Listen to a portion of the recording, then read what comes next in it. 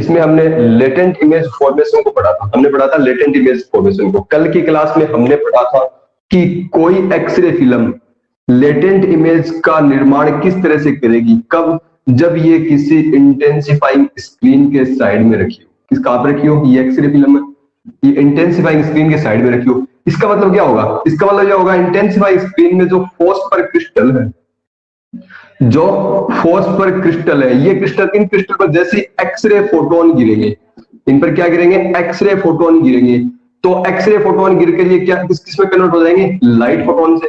और in light photon के द्वारा क्या होगी, एक्सरे फिल्म पर क्या बनेगी, आपकी लेटेंट इमेज का निर्माण होगा, लेटेंट इमेज फॉर्मेशन होगा।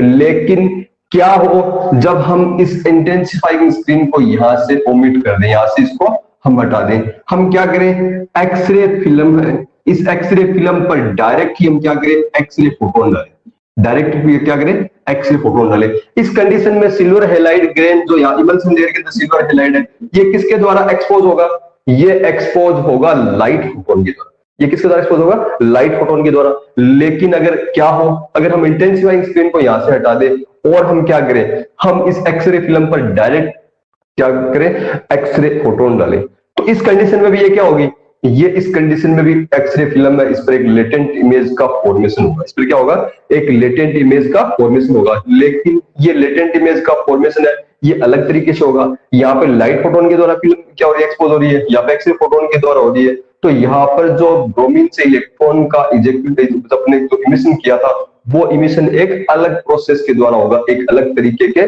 द्वारा होगा। तो आज का हमारा टॉपिक इसे हम कहते हैं डायरेक्ट एक्सपोजर,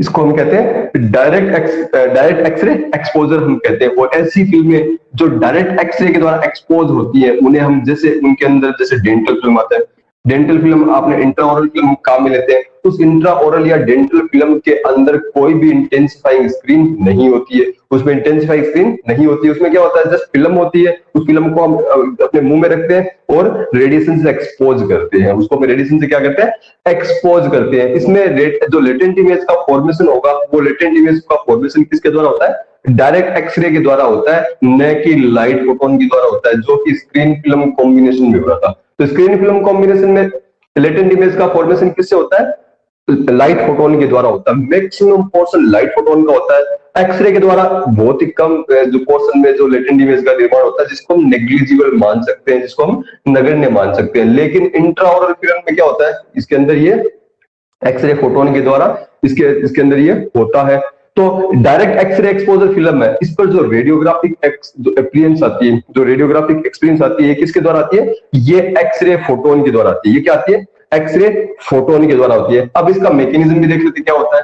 इसके मैकेनिज्म में क्या होता है, इसके मैकेनिज्म होता है कि जैसे ही कोई एक्सरे फोटोन इस इमल्सन लेयर पर गिरता है, तो इसमें क्या होता है, एक इलेक्ट्रॉन का इमिशन होता है। जो इसके अंदर सिल्वर ब्रोमाइड है, ब्रोमाइड के अंदर या इसके अंदर क्या होता है, एक इलेक्ट्रॉन का इमिशन होता है, इलेक्ट्रॉन इमिशन होता है। ये इलेक्ट्रॉन का इमिशन मेनली दो इफेक्ट के द्वारा होता है। एक तो पहला होता था फोटो इलेक्ट्रिक इफेक्ट, और दूसरा होता है Compton effect. Photo electric effect और दूसरा क्या होता है, कॉम्पटन इफेक्ट। अगर आप इन दोनों इफेक्ट के बारे में नहीं जानते हो, तो चैनल रेडियोग्राफी इन हिंदी जो अपना यूट्यूब चैनल है, उस पर ये दोनों क्लासेस रिकॉर्डेड पढ़िए, और मैं ये दोनों क्लासेस ऐप पर भी डाल दूंगा, आप इनको देख सकते हो, इनको समझ सकते हो, फोटो इलेक्ट्रिक इफेक्ट और कॉम्पटन इफेक्ट क्या होता है। अभी समझने की इतनी बात है कि जो एक्सरे फोटोन इस इमल्सन लेयर पर गिरता है, तो इसमें क्या होता है, इलेक्ट्रॉन इमिशन होता है। इसमें क्या होता है, इलेक्ट्रॉन इमिशन होता है।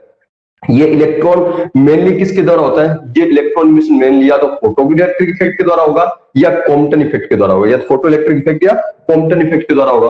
और इसके अलावा ये इलेक्ट्रॉन है, ये इलेक्ट्रॉन जो इस इमल्सन लेयर है, इस इमल्सन लेयर में बहुत ज्यादा दूरी तय कर सकता है। ये क्या कर सकता है, बहुत ज्यादा दूरी तय कर सकता है, जो इसके तो एक बहुत ज्यादा डिस्टेंस तक ये ट्रेवल इसके अंदर कर सकता है। और इसके अलावा ये यहां से मान लो इलेक्ट्रॉन है, ये ट्रेवल कर रहा है, तो बीच में आने वाले दूसरे जो सिल्वर हैलाइड ग्रेन है, उन दूसरे सिल्वर हैलाइड ग्रेन से भी ये क्या करता है, रिएक्ट कर सकता है। रिएक्शन करिए एक या एक से ज्यादा सिल्वर हैलाइड ग्रेन के साथ में रिएक्शन कर सकता है। तो ये इलेक्ट्रॉन इमिट होता है, ये आगे जाता है, दूसरे सिल्वर हैलाइड ग्रेन से रिएक्ट होता जाता है, और क्या करता है, ये अपनी एनर्जी को लॉस करता जाता है, एनर्जी खोता चला जाता है।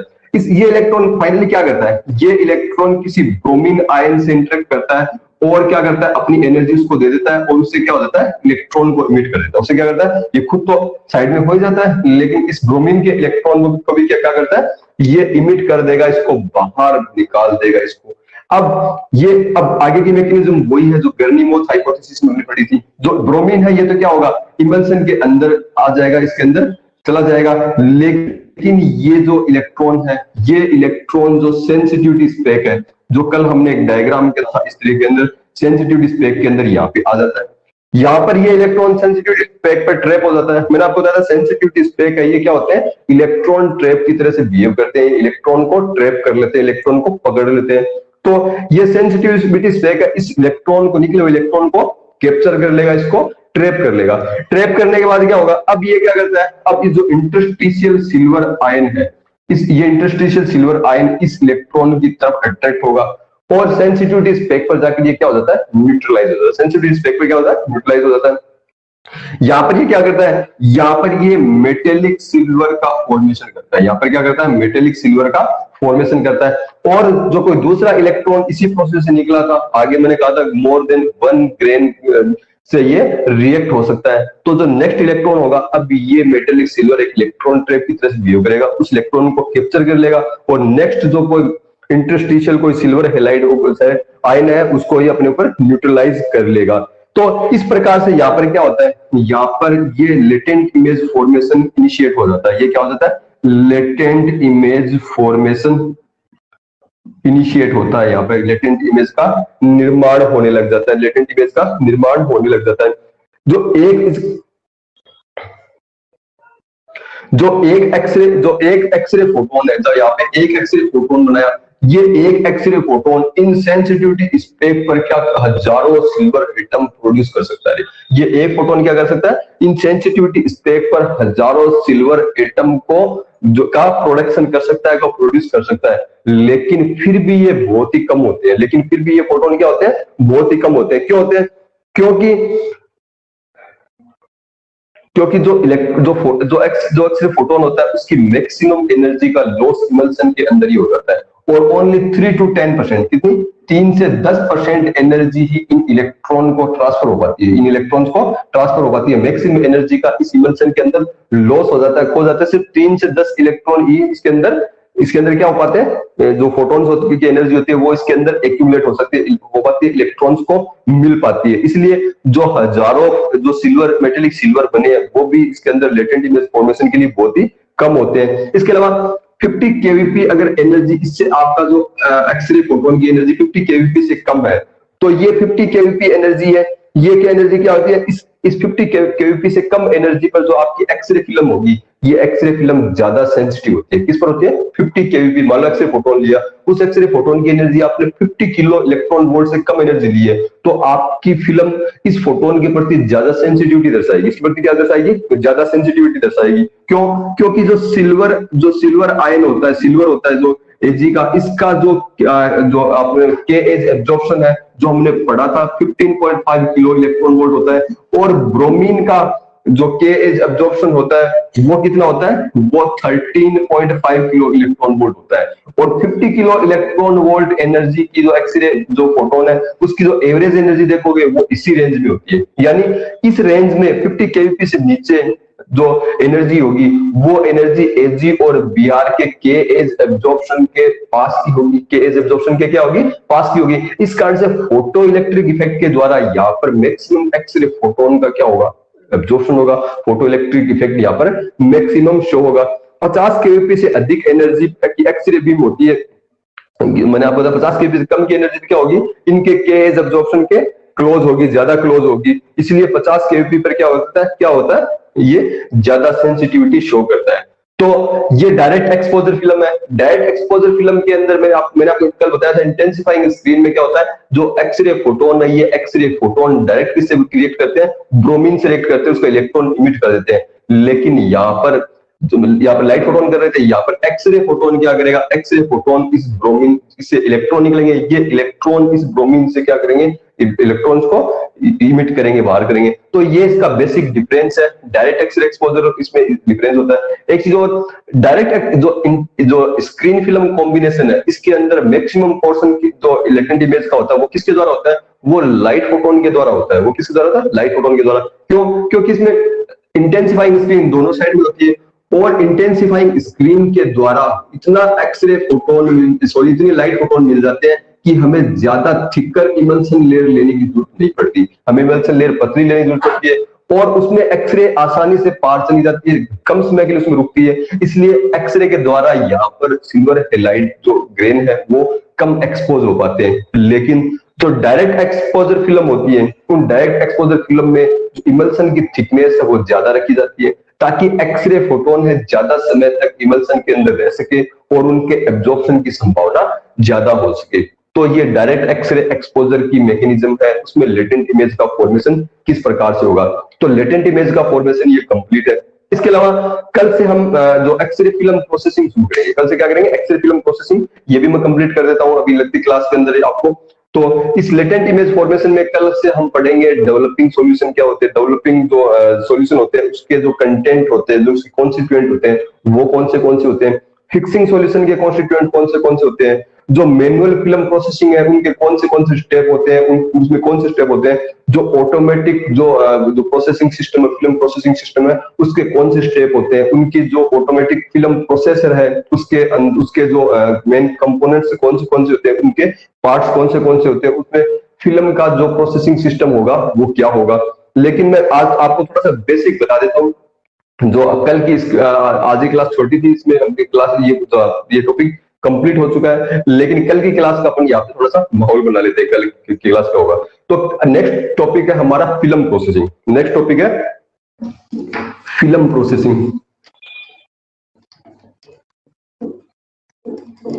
देखिए वैसे तो ये फिल्म प्रोसेसिंग डार्क रूम आप सबको बोरिंग लगता होगा कि ये क्या पढ़ा रहे हैं, लेकिन आजकल तो एडवांस टेक्नोलॉजी आ गई है, CR system, DR system, CT MRI वगैरह, पता नहीं क्या क्या है ना, बहुत सारे एडवांस रेडियोलॉजी डिपार्टमेंट में हुए हैं अभी तक। लेकिन एक रेडियोग्राफर को फिल्म प्रोसेसिंग, डार्क रूम वगैरह इनके बारे में बेसिक नॉलेज होना जरूरी है, तभी आपके सामने एक ब्रॉड पिक्चर बनेगी इस डिपार्टमेंट के बारे में, इसमें वर्क फंक्शन किस तरह से होता है, क्या होता है इन चीजों के लिए। तो फिल्म प्रोसेसिंग के बारे में बता दो, फिल्म प्रोसेसिंग क्या होता है।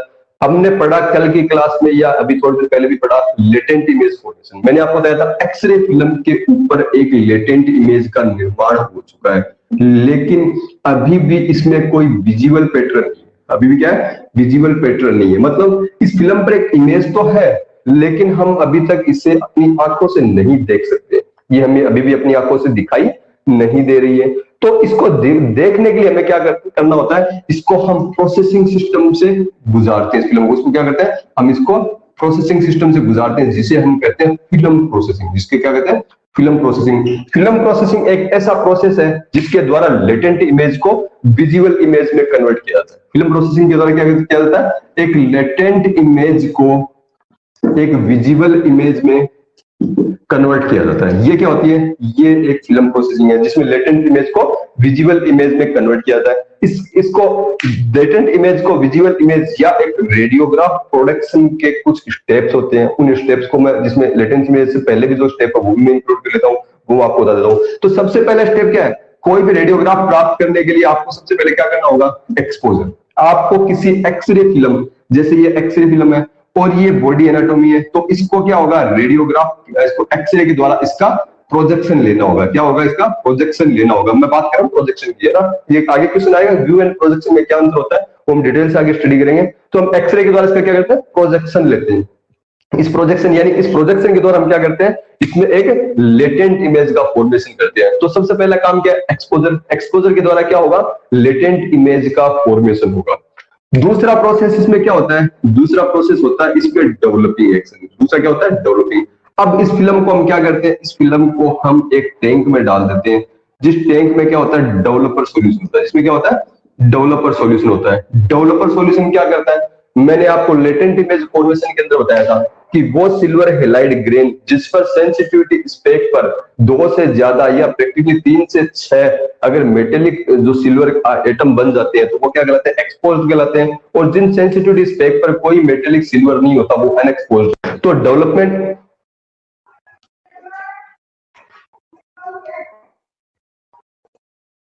तो मेटेलिक सिल्वर तो डेवलपिंग प्रोसेस के द्वारा हम क्या करते हैं, जो एक्सपोज सिल्वर हैलाइड ग्रेन है उनको और भी ज्यादा प्रोसेस कर लेते हैं। उनको क्या उससे क्या वो क्या हो जाते हैं, वो सिल्वर हैलाइड जैसे ग्रेन यहाँ पे सेंसिटिविटी स्पेक पर मेटेलिक एजी है, ये ब्लैक एक स्पॉट बना हुआ है। तो डेवलपिंग प्रोसेस के द्वारा क्या होगा, ये कंप्लीटली ब्लैक हो जाएगा। ये क्या हो जाएगा, कंप्लीटली ब्लैक हो जाएगा। और जो दूसरा सिल्वर हैलाइड ग्रेन है जिसके सेंसिटिविटी स्पेक पर कोई भी मेटेलिक सिल्वर हैलाइड नहीं है, ये क्या रहेगा, ये डेवलपिंग प्रोसेस के द्वारा अनचेंज्ड रहेगा। और ये क्या हो जाएगा, ये कंप्लीटली ब्लैक हो जाएगा। ये क्या हो जाएगा, कंप्लीटली ब्लैक हो जाएगा और ये अनचेंज्ड रहेगा। तो डेवलपिंग प्रोसेस में क्या होता है, डेवलपिंग प्रोसेस में जो एक्सपोज्ड सिल्वर हैलाइड ग्रेन है वो उनके अंदर जो सिल्वर आयन है वो सारे मेटेलिक सिल्वर में कन्वर्ट हो जाते हैं। जबकि जो सिल्वर हैलाइड ग्रेन एक्सपोज नहीं हुए, जिन पर metallic silver ion sensitivity speck पर नहीं बने हैं, वो इसमें अनचेंज्ड रहेंगे। इस प्रोसेसिंग फिल्म इस कंडीशन इसमें मतलब जो स्टेप में इसमें उन पर कोई इफेक्ट नहीं पड़ेगा। इसके बाद में हम क्या करते हैं, इसको हम डालते हैं, इसको हम फिल्म को वॉश कर लेते हैं, या इसको स्टॉप वॉश भी बोल देते हैं, या हम इसको रिंजिंग भी बोल देते हैं। इसको क्या बोलते हैं, रिंजिंग।